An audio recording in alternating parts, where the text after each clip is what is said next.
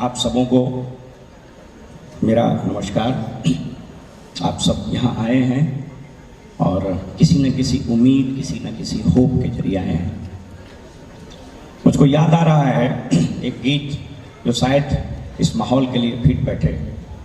कहता है, सोखियों में घोला जाए फूलों का शबाब, उसमें फिर मिलाए जाए थोड़ी सी शराब, होगा जो नशा यूं तैयार वो प्यार है, सोखियों में घोला जाए। ये नशा है और इस अपॉर्चुनिटी में वही लोग कामयाब होते हैं जिनको इसका नशा हो जाता है। और ये नशा ब्रीड आपके अपलाइन और इस अपॉर्चुनिटी के अर्क का नशा है। बाहर में लोग नहीं समझ पाते हैं, 900 रुपये का टिकट, बैठने का जगह नहीं, लाइन लगा हुआ है, ट्रेन में लटक के आ रहे हैं, गाड़ी पंचर हो गया, पैदल चले आ रहे हैं, क्या पागलपन है। लेकिन जिसको मोहब्बत होता है, जिसको सुरूर होता है, वही सफल होता है। और इस बिजनेस में कामयाब होने के लिए ये सुरूर बड़ा जरूरी है। मेरा जन्म धनबाद में हुआ, वहीं केंद्रीय विद्यालय से मेरी पढ़ाई लिखाई हुई और हम लोग बड़ी गरीब परिवार में जन्मे। हमारे पिताजी नालंदा जिला के एक छोटे से गांव सुंदरपुर कतरी सराय प्रखंड है, वहीं के रहने वाले थे। हमारे दादाजी दूसरे के खेत में खेती करते थे, बटैया करते थे, मजदूरी करते थे।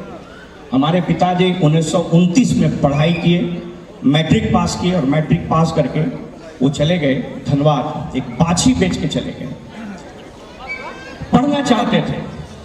वहाँ जब गए तो ये 1929 की बात है, 1934 में भूकंप आया।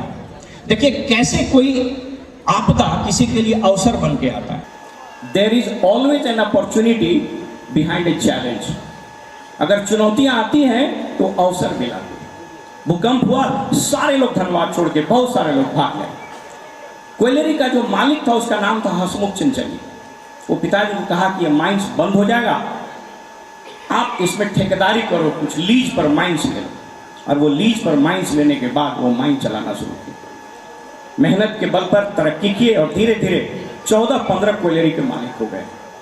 उसी बीच हमारा जन्म हुआ और जन्म मेरा जब हुआ उस वक्त हम लोग बहुत एफ्लुएंट, बैंकिंग पद्धति बड़ी कमज़ोर थी। शनिवार को मजदूरों को पेमेंट करने के लिए पैसा निकाला जाता था और रात में उस तोशक में भर देते थे। चूंकि इकलौता बेटा हम थे तो रुपया के तोशक पर सोते थे। 17-10-71 नेशनलाइज हो गया क्वेलरी और 12:01 में हम लोग करोड़पति से खादपति हो गए। हमारे पिताजी को उसी कंपनी में, उसी क्वेलरी में नौकरी करनी पड़ी जिसके वो मालिक थे। ये है समय, वक्त का जब पहिया घूमता है तो अच्छे अच्छे का होश उड़ा देता है। वहीं से मेरे संघर्ष की कहानी शुरू हुई। पढ़ना शुरू किए, हम डॉक्टर बनना चाहते थे। 82 में जब हम मेडिकल का एंट्रेंस एग्जाम दिए, बहुत बढ़िया एग्जाम किया, लगा आप डॉक्टर बन जाएंगे। लेकिन हमारे पिताजी के जहन में एक बात यहाँ गड़ा हुआ था। जब नेशनलाइज हुआ क्वेलरी तो उस धनबाद जिले का कलेक्टर हमारे घर पर आके छापामारी किया और सारी संपत्ति को सील कर दी। वही हमारे पिता के जहन में यह बात थी और हमको बोले कि बेटा डॉक्टर नहीं बनो, तुम कलेक्टर बनो। अब वही पावर ऑफ स्पोकन वर्ड्स है, वो बीज कहीं यहाँ पड़ा और शायद मेरे नसीब में भी वही कुर्सी लिखी हुई थी। पढ़ाई पूरी किए और जब हमारी सभी बहनों की शादी हुई तब हमको गरीबी घेरा। दोस्तों, इसी पटना शहर में आपको लगता होगा मैं अच्छा नौकरी करता हूँ, जहाँ समाज जाना चाहता है वहाँ ऑलरेडी हैं, बड़े बड़े ओहदों पर हैं। ये फोरम नहीं है बताने का। इस बिजनेस के अलावा भी मेरा एक प्रोफाइल है। तो जब हम यहाँ पर आए, संघर्ष करना शुरू किए। कोचिंग में पढ़ते थे, फीस नहीं जुटता था, ट्यूशन पढ़ाते थे। जब गरीबी घेरा, हमारी एक सिस्टर के साथ एक हादसा हो गया। हमारी वो बहन, हमारी माँ और पिताजी, कहता है ना जब पैसा साथ देता है ना तो सब परिवार भी साथ छोड़ देता है। लोग चले गए। हमारे पिताजी गेहूं बेच करके हमको पैसा देते थे कि बेटा पटना में पड़ेगा। ये इसी शहर, इसको समझना। ये हम आपको इसलिए सेखी बघारने के लिए नहीं बोल रहे हैं। संघर्ष जब होता है तो इंसान तपता है। और वैसी स्थिति में भी हम कभी हिले नहीं। एक जीन्स का पैंट और 4 खादी का कुर्ता पहन के इसी शहर में हम संघर्ष किए, कंपीट किए और हम भी उस मुकाम पर पहुंचे जहां लोग जाना चाहते थे। ये ताकत है समय। एक ऐसा समय आया 86, 87 में कि हमको लगा कि अब तो टीचर की नौकरी कर ले या मेडिकल रिप्रेजेंटेटिव हो। यहीं पर IITM इंस्टीट्यूट है म्यूजियम के सामने, 7,500 रुपया लगता था उसमें एडमिशन के लिए। मेरे पास पैसा नहीं था। मेरी माँ ने, मुझको याद है, 2 हाथ में कंगन था, सोने का एक कंगन बेच दी और उस कंगन के जरिए एडमिशन ली और पढ़ाई शुरू की। दोस्तों कृपया बैठ जाइएगा, सामने में डिस्टरबेंस हो रहा है ताकि हम अपनी बात को रख सकें। डिस्टरबेंस क्रिएट होगा तो रिदम टूटेगा, प्लीज बैठ जाइए सब। और वहां से कहानी की शुरुआत हुई और हम आगे बढ़ना शुरू किए। दोस्तों बहुत समय नहीं है, उसके बाद हम नौकरी में आ गए और शादी हुई हमारी। हमारी पत्नी पॉलिटिकली और इकोनॉमिकली फाइनेंशियली बहुत रिच है। लोग बिहार शरीफ के एक बहुत बड़े खानदान से हैं। इनके घर में आर्मी ऑफिसर, इनके बड़े भाई ब्रिगेडियर हुए, इनकी भतीजी लोग मैसेच्यूसेट्स से इंजीनियरिंग की, एक भतीजा IIT से किया, एक भतीजी इनकी सुप्रीम कोर्ट में प्रैक्टिस करती है, इनका आयुर्वेद का बहुत बड़ा फैक्ट्री है। वो सब कुछ ठीक तो लाइफ चलने लगा। अब ये बिजनेस में हम बड़ा अजीब तरीके से आए, ये जानना बड़ा जरूरी है। इस बिजनेस में हम 3 बार आए, तीसरी बार ये बात समझ में आई। मैं आपको इसलिए बता रहा हूं कि 3 बार में हमको भेजा में बात गया था, जरूरी है कि आप भी 3 बार में समझिए, एक के बाद समझिए। पहली बार उन दिनों हम मुंगेर में पोस्टेड थे, हमारे साले साहब आए, बोले मेहमान, हम लोग मगध के रहने वाले हैं, बोले मेहमान एगो बिजनेस करवा। हमने क्या चीज है? बोले 4400 रुपया दीजिए। तो साला है, साला की बात कैसे टालिए? वो आए 4400 रुपया दिए, वो डब्बा थमा दिए। बोले कौन चीज है इसमें? बोले मुंह धोने वाला, कपड़ा धोने वाला है। क्या हो गया इससे? बोले इससे पैसा आता है। बोले कैसे पैसा है? बोला मेंबर बनाओ ना। उन दिनों बड़े ओहदे पर हम थे, उस लोग को बोले ऐसा ही आ गया। बोला हाँ ठीक है। बोले आप क्या करें? बोला हमरो ना पता हो आपकी करना। रिन्यूअल होता था, नहीं रिन्यूअल, बात खत्म हो गई। दूसरे बार फिर एक हमारे मित्र ने कहा कि बिजनेस कीजिएगा, हम 4400 रुपया वाला कहा। फिर शुरू किए। बोला आप क्या करना है? बोला मेंबर बनाइए। हम कह रहे भाई बिजनेस है तो पैसा कैसे आता है? बोला कह रहा STP करे पड़ता है। तो बोले STP क्या है? बोला ले गया, ऐसे ऐसे ऐसे पूरा घुमा, ये है वो है, रेक्रॉक है, रिच डिवॉर्स है, जेवन हैंडल है, फल्ला। हम कह यार ये पैसा कहाँ से आता? सेल बताओ, इतना आदमी नाम काल बताओ। हम नहीं करेंगे, ईश्वर को शायद मंजूर नहीं था और थोड़ा नशा भी था। नौकरी में रहता है, सरकारी नौकरी में कॉलर टाइट रहता है, हमारा भी टाइट था। है नौकरी वाले लोग, गणेश जी का सवारी है, कुर्सी गया गए काम से। एनीवे, तो शुरू हुआ। तीसरी बार बड़ा अजीब तरीके से इस बिजनेस में आया। किसी ने हमको ये अपॉर्चुनिटी नहीं दिखाया दोस्तों, आज तक किसी ने हमको दिखाया ना, उसके बादों किसी ने नहीं दिखाया। थोड़ा नेचर मेरा गड़बड़ था, बड़े ओहदे पर थे, अब बहुत बदमाश मेरा नेचर था। हमको कह दिया था ब्रिगेडियरवा है, एक नहीं जाइएगा तो कुछ से कुछ बोल देगा, डरिया हुए नहीं करता। तो एक दोस्त हमारा जो हमसे मेरे साथ पढ़ता था, उसके फादर हमारे सीनियर हुआ करते, रिटायरमेंट के बाद उनकी बड़ी समस्या हो गई। तो उसको हेल्प करने के लिए बोला कि बॉस इसका कुछ प्रोडक्ट वगैरह यूज कीजिए, 100 भी हो जाएगा तो हमको हेल्प हो जाएगा। बोले लाइए, आ जाते हैं। आ गया, और गलती वो क्या किया, कुछ प्रियंबर जी से मिलवा दिया। तो प्रियंबर जी आए कि हमको किताब उताब पढ़ने का बड़ा शौक। मेरी कई किताबें लिखी हुई है, Indian institute of public administration के लाइव मेंबर है। मेरी लिखी हुई आंतरिक सुरक्षा व्यवस्था, internal security of India the needed reforms करके किताब दिल्ली की उस लाइब्रेरी में। गूगल पर कई एक आर्टिकल, इनफैक्ट तनख्वाह से ज्यादा पैसा हमको आर्टिकल से आता है। ग्लोबल इकोनॉमी, उसी फ्लड पर हम लिखे थे, विकिपीडिया में मेरा आर्टिकल गया था। बढ़िया अच्छा सब कुछ चल रहा था और बहुत बढ़िया से नौकरी किए, बड़ी ईमानदारी से, इनक्रेडिबली किए। मेरे चरित्र पर, मेरी नौकरी पर आज तक कहीं से दाग नहीं लगा। इस बिजनेस में अगर आपको कामयाब होना है, आपका बढ़िया चरित्र होना चाहिए। जुगाड़ या लंथली आदमी इसमें फेंका जाता है। नौकरी में आ गए, बिजनेस में कैसे होगा? तो ओकरा धर के लाए, ओकरा धारे पकड़े से कुछ ना। एनीवे अब समय बहुत निकलता जा रहा है मेरा, घड़िए पर नजर रहता है, वो लेके खड़ा हो जाएगा, टाइम खत्म। सो एनीवे वो चलता रहा और फिर शुरुआत हो गई। हम बोले कि बॉस क्या करना पड़ा, ऐसे ऐसे कुछ को प्लान दिखाना शुरू किया, कुछ हाँ कुछ ना कुछ ये प्लान दिखाना। पता है ना, रात रात दिन एक एक दिन में 200 300 लोगों को प्लान दिखा। मुजफ्फरपुर में एक जगह है, बोले कि होम मीटिंग करेंगे, बोले कितना आदमी, बुलाइए ना कुछ आदमी। पहुंचे तो देखे लाउड स्पीकर लगाए हुए, टेंट लगाए हुए। हम बोले कौन सी है, बोले सबको प्लान दिखाना है। सारा दिन लगे रहे और धीरे धीरे चीजें बदलती चली गई। दोस्तों वक्त नहीं है, हम थोड़े सा अपने ऑर्गेनाइजेशन के बारे में बताएंगे, फिर थोड़ी सी बिजनेस की समय मिलेगी तो बात करेंगे। धीरे धीरे ऑर्गेनाइजेशन बनता चला गया। हमारे पहले ऑर्गेनाइजेशन में एक जो शख्स आया सील प्रियम, वो भारतीय पेट्रोलियम में बहुत बड़े पदाधिकारी, उनका बड़ा बिजनेस हो गया। उसके बाद फटाफट, और बताया ना कि इस बिजनेस में बार बार हम लोगों को बोलते हैं, जुमला बड़ा प्यारा है, आओ भाव प्रभाव तीनों तरीका सही है लाने का। कुछ तो ऐसे ही आ जाएगा, वो बोल रहे हैं क्या कहें, बात उठावे आ जाते हैं। कुछ लोग लगा कुछ कमा लेंगे, कुछ किसी तरीके से आ जाए, कोई दिक्कत नहीं है, लेकिन आपका स्वभाव बढ़िया रहना चाहिए। स्वभाव बढ़िया रहेगा तो टिक जाएगा, सफल हो जाएगा। उसके बाद हमारे अधीनस्थ काम करने वाला ड्रग डिपार्टमेंट में डॉक्टर नमिता एंड प्रदीप लोग आए, they are founders platinum, they are going emerald. उसके नीचे चुनिंदर राजेश्वरी, उसके नीचे इंद्रकांत, उसके नीचे राजीव एंड पूनम, बहुत बड़ा ऑर्गेनाइजेशन हो गया। उनकी दूसरी अलग भागलपुर में बहुत बड़ी हो गई। रवि शुक्ला आए, उसके बाद लक्की एंड अलख आए, आस्तिक आए, उमेश बाबू आए, राजेश एक मर्चेंट नेवी अफसर, भागलपुर में ह्यूमंगस ऑर्गेनाइजेशन हो गया। सबका नाम लेना भी संभव नहीं है। दूसरी ऑर्गेनाइजेशन भी बड़ी विचित्र हुई, हमारा बेटा ऐसे स्पॉन्सर कर दिए। उसके नीचे हमारे ही कलेक्टर, IAS अधिकारी, पैर में दर्द रहता था, प्रोडक्ट यूज करने लगे, सीरियस हो गए, हिंद बीकन प्लैटिनम। उनके नीचे उनकी बेटी, she is a very senior bureaucrat, शायद यहाँ बैठी होंगे।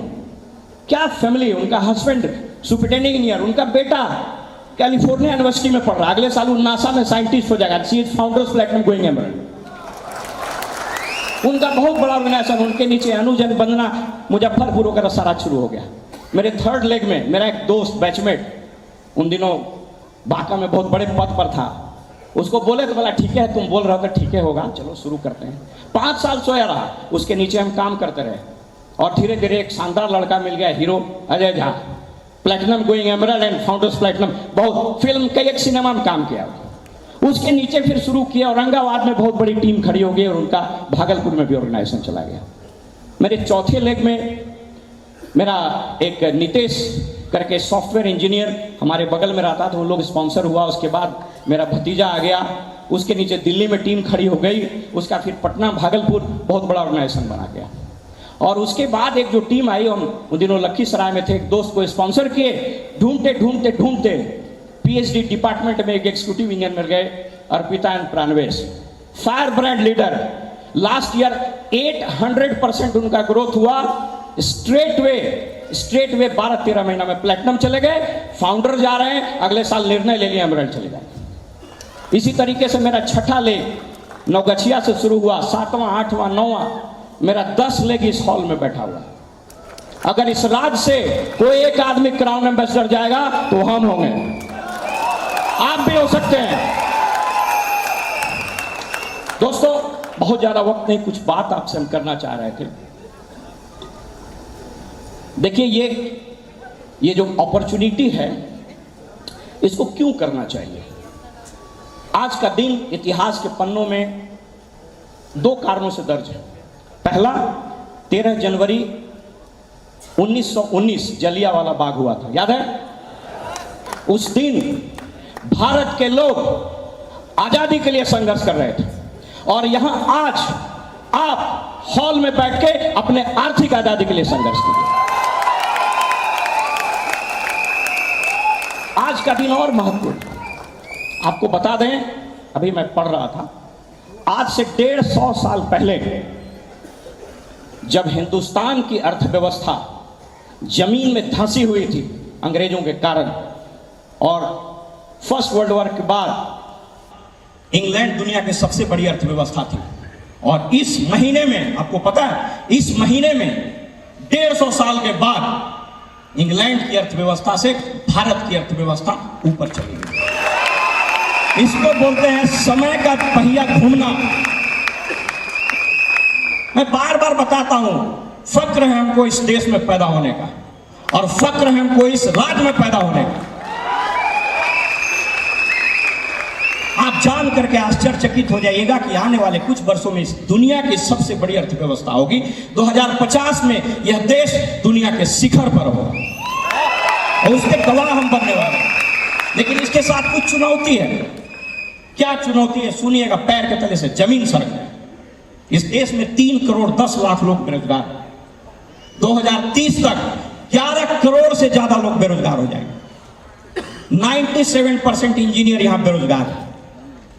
यहां पर 3500 मैनेजमेंट इंस्टीट्यूट है, 3.5 लाख MBA लोग पास करते हैं, अब 35,000 की नौकरी लगता है। आपको यह समझना पड़ेगा कि आपका आने वाला जनरेशन यह नौकरी मिलेगी कि नहीं मिलेगी कुछ नहीं पता। यह देश तरक्की कर रहा है, लेकिन उस तरक्की में आपकी हिस्सेदारी है कि नहीं, इसका निर्णय आपको आज लेना पड़ेगा।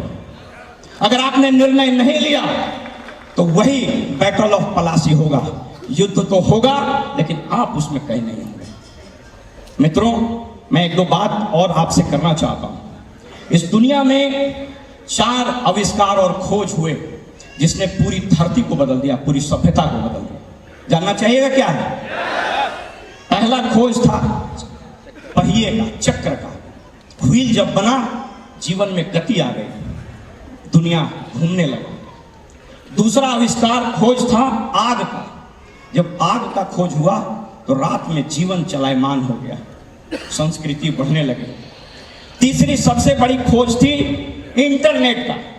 1993 national centre for super computing agency, इसने खोज किया www। और आज आराम से हम लोग लगाते हैं www.flipkart.com। वो जो www है वो 93 में खोज हुआ, इसने पूरी दुनिया बदल दी। और उसी 90 के दशक में डायरेक्ट सेलिंग बिजनेस आया इस धरती पर, जिसने पूरी दुनिया के आर्थिक इतिहास को बदल दिया, जिसके आप हिस्सेदारी हैं। थोड़ा ध्यान देकर सुनिएगा, ये बहुत क्रूड इकोनॉमिक्स की बातें हैं। एक बुक है, उसका नाम है वेब 4, प्योर इकोनॉमिक्स है। हम उसको सिंपल करके बताते हैं। जो अभी बता रहे हैं वो पढ़े लिखे आदमी हो तो समझ जाएंगे, और जो नहीं पढ़े लिखे हैं वो पक्का समझेंगे, इसलिए टेंशन नहीं लीजिएगा। देखिए क्या है, हम यहाँ बोर्ड पर लिख रहे हैं, शायद आपको क्लियर हो जाए। देखिए ये क्यों ये दुनिया का सबसे अनूठा अवसर है। क्यों इतने लोग दीवाने हैं। 108 कंट्री में क्यों लोग पागल हैं। क्यों मैं यहाँ खड़ा होकर बात कर रहा हूँ। नालंदा जिला के गांव में पैदा हुआ इंसान को 900 रुपया टिकट देकर आप क्यों सुन रहे हैं? प्रश्न ये है। देखिए क्या है, सबसे पहले अर्थव्यवस्था थी नोमैडिक, खाना बदोश। क्या होता था, आपके पास, जिसके पास, कुछ लोगों के पास गाय बैल होता था और कुछ लोग उसको चराता था, उसको बोलते हैं नोमैडिक कल्चर। वहां से सभ्यता बढ़ी और एग्रेरियन इकोनॉमी आ गया, लोग खेती बाड़ी करने लगे। यहां भी कुछ लोगों के पास खेत, बाकी लोग मजदूर। थोड़ा गौर कीजिएगा, यानी जो कैपिटल है कुछ लोगों के हाथ में। उसके बाद सभ्यता और आगे आई। यहां इंडस्ट्रियल रिवोल्यूशन हुआ, औद्योगिक क्रांति हुई। कुछ लोग के पास पूंजी, बाकी आदमी मजदूर। फिर वहां से अर्थव्यवस्था बदली। उसके बाद आया समाजवाद। 3 वर्ग जन्म लिया, बुर्जुआ, प्रोलेटारिएट और मिडिल क्लास। जिसके पास पूंजी था राजा, बाकी लोग उसके लिए काम करो। देख लीजिए अर्थव्यवस्था का ट्रेंड। उसके बाद आया फ्री इंटरप्राइज, और उसके बाद आया फ्री इकोनॉमी, जिसको बोलता है कैपिटलिस्ट इंटरप्राइज इकोनॉमी। जिसके पास दौलत वो अंबानी, जिसके पास दौलत नहीं उसके यहाँ नौकरी कीजिए। और नाम बड़ा बढ़िया देगा, GM है सर। कहाँ है? रिलायंस फ्रेश में। अरे काम करो, तरकारी बेचना। सर बाटा में हम मैनेजर हैं, जूता बेच रहे हो। ये बड़ा अजीब है, कभी समय मिलेगा बताएंगे कैसे 3 वर्ग है, अमीर, गरीब, मिडिल क्लास, बाकी जात इलेक्शन और शादी में काम आता है, कहीं नहीं आता। उसके बाद जन्म लिया ये डायरेक्ट सेल का बिजनेस। इसने कहा कि साहब पूंजी नहीं होने के कारण लोग गरीब रह जाते हैं। ये मिडिल क्लास, ये कम पढ़े लिखे जिसके पास पूंजी नहीं है वो गरीब रह जाता है। एक ऐसा अपॉर्चुनिटी बनाओ जिसमें पूंजी की जरूरत नहीं है, और बगैर पूंजी के इस बिजनेस का जन्म हुआ और मेरे जैसे लाखों करोड़ लोग एक बहुत बड़ा व्यापारी हो गया। ये क्रांति है। This is not simply an opportunity, this is an revolution. This is the economic socio revolution taking across around the world, empowering millions and millions people on the globe.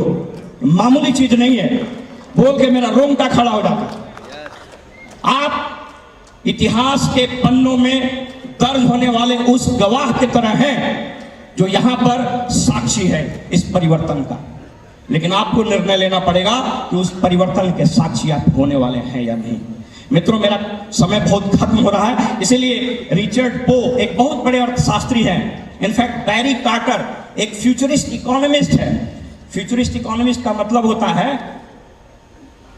वैसा अर्थशास्त्री जो फ्यूचर के बारे में बताए। वो कहता है कि it is a mass privatisation, it is a mass privatization of wholesale capital from the hands of few people into the hands of millions and millions people who have a dream। जिसके पास सपने हैं वो एक बड़ा व्यापार खड़ा सकता है, बड़ा ऑर्गेनाइजेशन बना सकता है। हमने भी 10-20 हजार आदमी का ऑर्गेनाइजेशन बनाया। दोस्तों, इस देश इस अपॉर्चुनिटी में आप पैसे इसलिए नहीं कमाते हैं कि आप बहुत काबिल हैं, बल्कि आप बहुत लोगों के सपने को पूरा करते हैं। मैं बात को थोड़ा सा रैप अप कर दूं। कुछ बात मैं कहना चाह रहा था, कोई एक लीडर जल्दी से इसको मिटा दे। मैं एक दो बात कहना चाह रहा था। देखिए, एक बात है इस बिजनेस के अंदर, somebody प्लीज कमेंट, जब तक मिटाएंगे तो कुछ बात कर लेना, टाइम आपका दशक रहा है। सो देखिए, होता क्या है, when you start this opportunity, आप ज्वाइन करते हैं, you join this opportunity, You join this opportunity। आप अपॉर्चुनिटी ज्वाइन करते हैं। कैसे करते हैं? उस पेपर दिए, काम शुरू हो गया, उसके बाद आप शुरुआत कर देते हैं।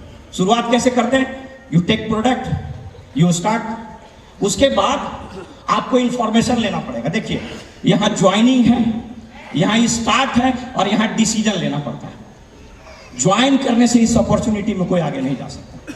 टिकट लेने से दिल्ली नहीं जाता है, ट्रेन में छोड़ दीजिए। क्या you have to decide. Decision किसको बोलते हैं? यहां पर आपको सूचना लेना पड़ेगा, करेक्ट इंफॉर्मेशन। डॉक्टर ब्राइट बता रहे, by way of brick world wide, इसके एसोसिएशन में आपको आना पड़ेगा, किताबों को पढ़ना होगा, सीडी सुनना पड़ेगा, मीटिंग में आना होगा। नॉलेज लीजिए boss. So when you take information, आपको यहां पर फेथ होने लगेगा, और ये बिजनेस बेसिकली फेथ से होता है। फेथ से होता है। 5 स्टेज है फेथ का। अगर आपको सफल होना है, इस 5 फेथ से आपको पार करना पड़ेगा। कितने लोग फर्स्ट सेशन में नहीं थे? हाथ उठाइए। नहीं थे जो, बहुत सारे लोग नहीं थे, मैं बता दूं। 5 स्टेज होता है फेथ का। जैसे आप निर्णय लीजिएगा, उस फेज को बोलते हैं नेस्टिंग फेज, घोंसला। आपके आइडिया आपके दिमाग में आएगा। नेस्टिंग फेज कहता है God put some egg in somebody's mind, उसको बोलते हैं नेस्टिंग फेज। अब नेस्टिंग, जैसे यहां पर बहुत लोग के दिमाग में ये आइडिया का बीज जाए, लेकिन वो अंडवा नहीं फोड़िएगा तो क्या होगा? सड़ जाएगा। अनहैच्ड एग्स आर रॉटन, सड़ जाएगा। उस नेस्टिंग फेज में उसको आपको हैचरिंग करनी पड़ेगी। कैसे हैचरिंग पड़ेगी?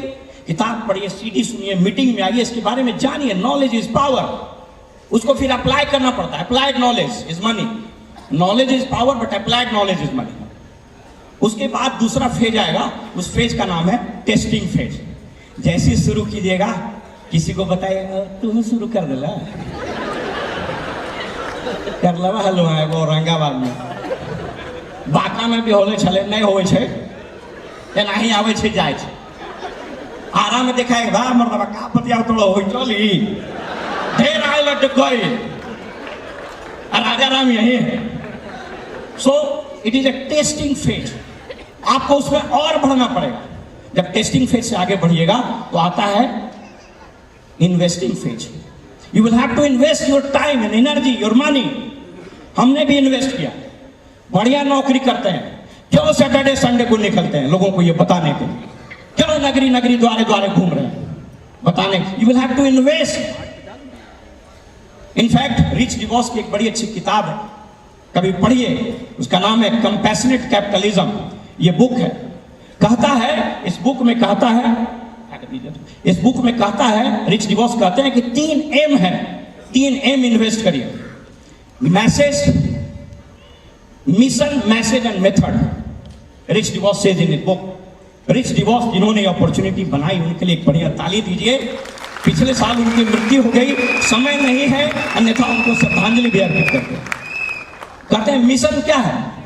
This is not simply an opportunity, is a mission. We work on mission, helping people around the world to lead a successful life. This is the mission. What is message? हम लोग कुछ नहीं प्लान में दिखाते, एक message उसको दीजिए कि भाई ये तुम कर सकते हो, you can do it. This is the message that you have to do. Plan में बहुत बुखराती बतियाएगा, बहुत ज्ञान बखारिएगा तो कुछ नहीं आएगा। उसको बताना पड़ेगा, अरे भाईवा बहुत आसान काम है, हमरो जो हो तो रोजो हो तो इतना जहां बताएगा कि आइए जाइए तुरंत भारी फार्म भगड़ा दी तुरंत। So you will have to transfer this message to him. उसके बाद बताना है मेथड, ऐसे ऐसे होगा। हम लोग सबसे पहले मेथड में बताने लगते हैं। So mission, message and method. तो मैं बता रहा था इन्वेस्टिंग फेज में, जब इन्वेस्टिंग फेज में आप ये काम करने लगिएगा तब आएगा arresting phase. Arresting phase, phase का बड़ा विचित्र होता है। वहां भगवान आपका टेस्ट लेंगे। हमको समझ में नहीं आ रहा, प्रेम जी बोलते थे कि सर आप तो शुरू कर सकते हैं, बिलीव ही नहीं होता था। अरे हम पिछले साल भी डायमंड जा सकते थे, हम एमरेल्ड के बगैर डायरेक्ट डायमंड जा सकते थे, फाउंडर प्लेटिनम। भेजे में बात नहीं जाता, विश्वास से नहीं हो रहा, फेथे नहीं हो रहा। तो testing time when I decided to go diamond, हम और अजय जी लौट के आ रहे थे औरंगाबाद से, कुछ पॉलिटिकल रिलाइनमेंट हुआ और जिस बड़े ओहदे पर हम हो रहे थे वहां से कल ही मेरा ट्रांसफर होने वाला था। हमको पता चल गया, हमको लगा कि अजीब विडंबना है भगवान की, साल हम डायमंड जाना चाह रहे हैं, कल हमारा यहाँ से ट्रांसफर होने वाला। आई टूक a decision, I went on leave for 7 months, 7 महीना छुट्टी में गए। ये अरेस्टिंग फेज था मेरे फेथ का। भगवान देखना चाहते थे कि तुम करना चाहते हो। आपके पास भी होगा, आपके पास भी होगा। मेरा जिस दिन यहाँ सेलिब्रेशन हो रहा था डायमंड शिप का, उसके 1 सप्ताह पहले हमारे अपने बहनोई का कैंसर से डेथ हो गया, बट आई वॉज हियर। आपको समझना पड़ेगा, दिस इज अरेस्टिंग फेज। और फाइनल होता है क्रेस्टिंग फेज, जहां टॉप पर पहुंच जाते हैं। इस फेज से निकलना पड़ता है दोस्तों। ये कुछ नहीं है, ये अपॉर्चुनिटी स्टार्ट करने से लेकर के क्रेस्टिंग फेज का सफर है। और इस सफर में आपका अपलाइन, ये प्रिंट वर्ल्ड वाइड, इसके जो सीडीज हैं, इसके बुक्स हैं, ये आपको बहुत मदद करेगा। 1-2 बातचीत पर और हम बात करना चाहेंगे, संवाद पर। जब आप कम्युनिकेट करते हैं, when you so plan, basically ये रिच डिवॉस कहते हैं कि don't use people for building your business, use business for building people। हम लोग उल्टा करते हैं। अब डॉक्टर साहब बोल रहे थे ना, आएगा तो 500 टीवी दे देगा, ये महीना हो जाएगा, तो गलत काम से। Don't use people for your business, use business for building people, that is the secret। जो संवाद किसको बोलते हैं? कम्युनिकेट करना पड़ेगा। एक बड़ी अच्छी किताब है जॉन मैक्सवेल की, मेरा टाइम अब खत्म हो रहा है, बात खत्म कर देते हैं। जॉन मैक्सवेल की किताब है, कहता है कि 100% कम्युनिकेट करना होगा। 4 पाप हैं, there are 4 sins of bad communication. जार है अपॉर्चुनिटी दिखाने, 4 चीज याद रखिए।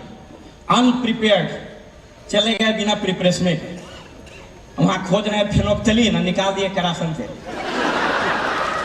डोंट गो अनप्रिपेयर्ड, अनकमिटेड, दिखा देते हैं, करेगा तो नहीं है। Uncommitted, uninteresting. अरे भैया, नेल्सन मंडेला बोलते हैं कि speak the language people speak. वो मेरा समय खत्म हो गया, वो दिमाग में चला गया, मैं रैप कर देता हूं जल्दी से। मैं बता रहा था, कहाँ चला गया, उस पर ध्यान चला जाता, गड़बड़ा जाता। कहाँ थे हम? हाँ, तो अनप्रिपेयर्ड, अनकमिटेड, अनइंटरेस्टिंग एंड अनकनेक्टेड। गेला भोजपुर में प्लान दिखावे, बतियावे था मैथिली। कहता है कि अगर आप उस भाषा का प्रयोग करते हैं जो लोग समझते हैं, उसके दिमाग में हिट कीजिएगा। लेकिन उस भाषा का प्रयोग करते हैं जो वो बोलता है, तो उसके दिल पर अटैक होगा। और ये बिजनेस यहां से होता है, यहां से नहीं होता है, यहां से होता है। दोस्तों, मैं अपनी बात को खत्म कर दूं और एक छोटी सी स्टोरी बता दूं। यहां रखना पड़ता है, यहां। एक बहुत बड़े आर्मी के मेजर थे, उनका नाम था मेजर नेमेस्मिथ, वो वियतनाम वार में उसको अमेरिकन ने पकड़ के बंधक बना दिया, उसको पिंजड़े में कैद कर दिया, बहुत यातना दी, बहुत कोशिश किया छोड़ने का। वो बहुत बढ़िया गोल्फर था, अब उसको बंद कर दिया। वो अपने दिमागे में गोल्फ खेलने लगा। 7 साल के बाद जब वो छूटा, उसके दोस्तों ने कहा कि गोल्फ खेल सकते हो क्या? कहा कि हाँ। अब वो खेला और 18 होल कर दिया। लोगों ने पूछा कि सर तुम 7 साल जेल में रहे, पिंजड़े में बंद थे, तुम कैसे गोल्फ खेल लिए? बोला मेरा शरीर पिंजड़े में बंद था, मेरी आत्मा आजाद थी और उस आत्मा से हम गोल्फ खेल रहे। इस अपॉर्चुनिटी पर आपको मछली की तरह काम करना पड़ेगा। वो मछली पानी में तैरती है, नहाती है, उसी को पीती भी है। यहां चलना चाहिए दोस्तों। ये बिजनेस तकनीक से नहीं, नियत से चलता है। नियत बड़ी महत्वपूर्ण चीज है। नियत बढ़िया था, कोयलवर के पुल आज भी चल रहा है। अभी टेक्नोलॉजी बहुत बढ़िया था, गांधी सेतु गिर गया। So use the नियत, intention in building this opportunity। अगर इसको आपने अपना लिया दोस्तों, आपकी पूरी खेल बदल जाएगी। एक कविता के साथ वाजपेयी जी हमारे प्रेरणा के स्रोत रहे हैं, मैं वो कहना चाहूंगा। वो बड़ी शानदार कविता है, सुनना चाहिएगा। कदम मिलाकर चलना होगा, कदम मिलाकर चलना होगा, बाधाएं आती हैं आए, पांव के नीचे अंगारे, सिर के ऊपर यदि बरसे ज्वालाएं, निज हाथों से हंसते हंसते आग लगाकर चलना होगा, कदम मिलाकर चलना होगा। ध्यान दीजिएगा, हास रुदन में, तूफानों में, अमर असंख्यक बलिदानों में, अपमानों में, सम्मानों में, उद्यानों में, वीरानों में, उन्नत मस्तक उभरा सीना, पीड़ाओं में पलना होगा, कदम मिलाकर चलना होगा। आइए हम सब मिलकर के इस देश को, इस राज्य को, अपने आप को दूसरी आजादी की लड़ाई, आर्थिक आजादी के लिए तैयार करें मित्रों। इन्हीं के साथ मैं अपनी बात खत्म करता हूं। आपसे बात करके बहुत अच्छा लगा। नमस्कार।